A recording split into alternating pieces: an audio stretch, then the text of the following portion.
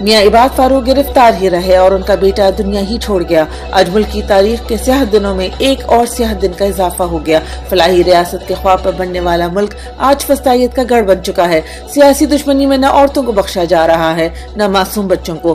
رہنما تحریک انصاف میاں عباد فاروق کا ننھا معصوم بیٹا اپنے والد کی راہ تکتا تکتا دنیا سے چلا گیا۔ معصوم عباد فاروق 9 مئی کے بعد سے والد کی گرفتاری اور گھر پولیس کے مسلسل چھاپوں سے ذہنی دباؤ کا شکار ہوا۔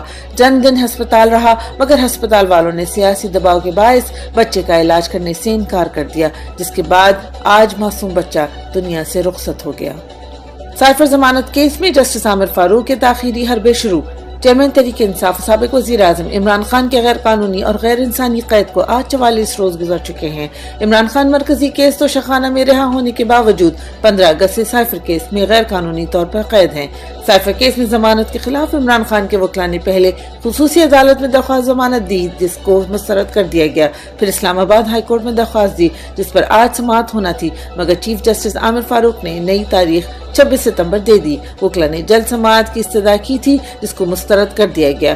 جسٹس عامر فاروق پہلے بھی عمران خان کے کئی کیسز کے فیصلے محفوظ کیے بیٹھے ہیں مگر سنا نہیں رہے۔ عدالت کا یہ رویہ مکمل غیر آئینی ہے۔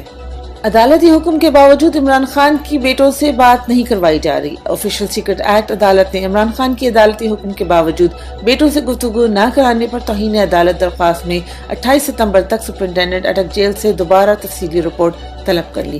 عمران خان کے وکیل نے عدالت کو بتایا کہ جیل حکام نے جیل رولز کی غلط تشریح کی۔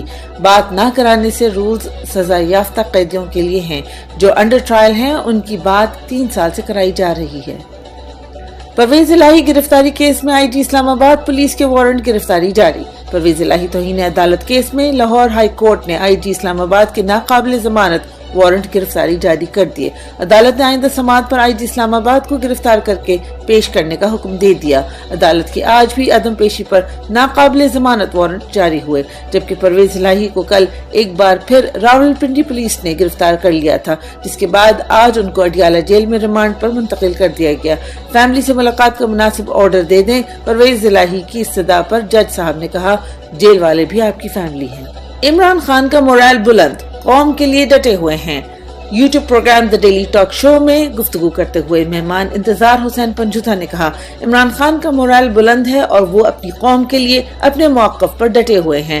جب بھی جیل میں ملاقات ہوئی ان میں ذرا بھی مایوسی نہیں دکھائی دی۔ ان کا ایمان اور ان کی نظریات ہی ان کو طاقت دیتے ہیں۔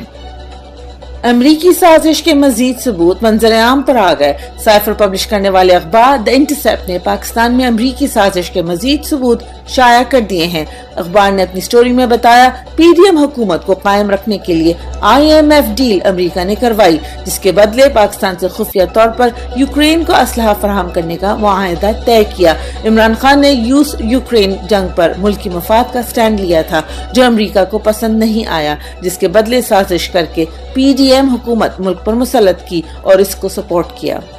واشنگٹن میں پاکستانیوں کا عمران خان کے حق میں تاریخی مظاہرہ۔ واشنگٹن ڈی سی میں وائٹ ہاؤس کے سامنے پاکستانیوں کی بڑی تعداد نے چیئرمین عمران خان کے حق میں احتجاج ریکارڈ کروایا۔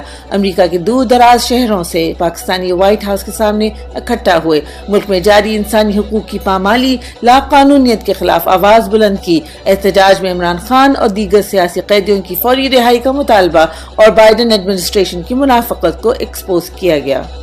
شیخ رشید راولپنڈی سے اغوا۔ شیخ رشید کو راولپنڈی میں گرفتار کر لیا گیا۔ بظاہر ایک بھی ایسا مقدمہ نہیں تھا جس میں شیخ رشید کا نام بطور ملزم ہو اور ضمانت پر نہ ہو۔ تمام مقدمات میں ضمانت پر تھے۔ شیخ رشید کو ابھی تک کسی عدالت میں پیش نہیں کیا گیا۔ سپریم کورٹ میں جاری فل کورٹ سماعت پر وکیل رہنما کا رد عمل۔ وکیل رہنما علی اعجاز بٹر نے سپریم کورٹ میں جاری practice and procedures bill case کی سماعت پر رد عمل دیتے ہوئے ٹویٹ کیا، سپریم کورٹ کی پریکٹس اینڈ پروسیجرز ایکٹ کی بجائے اگر ملک میں جاری آئین کی پامالی اور انسانی حقوق کی خلاف ورزی پر لائیو سماعت کی جاتی تو سپریم کورٹ کی عزت بہت زیادہ بڑھتی۔